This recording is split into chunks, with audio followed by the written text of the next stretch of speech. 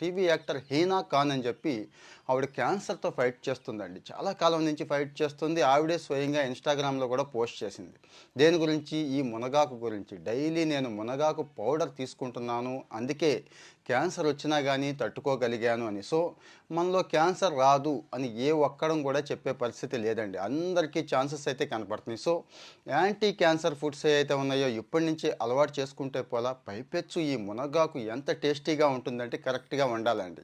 అంటే మునగాకు వండటం, తినటం కష్టం అనుకునే వాళ్ళు పౌడర్ ఉంది కదండీ! ఆ పౌడర్ ఎలా చేసుకోవాలో కూడా చెప్తున్నాను. లేకపోతే అమెజాన్, ఫ్లిప్‌కార్ట్‌లో రూ. 100 కూడా దొరుకుతుందండి.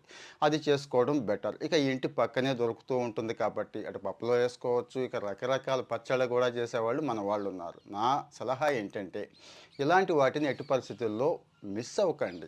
ఇంటి చుట్టుపక్కల ఎక్కడంటే అక్కడ దొరుకుతూ ఉంటుంది. ముఖ్యంగా ఆరోగ్యం కాపాడుకోవడం అందరికీ అవసరం కాబట్టి షేర్ చేయండి.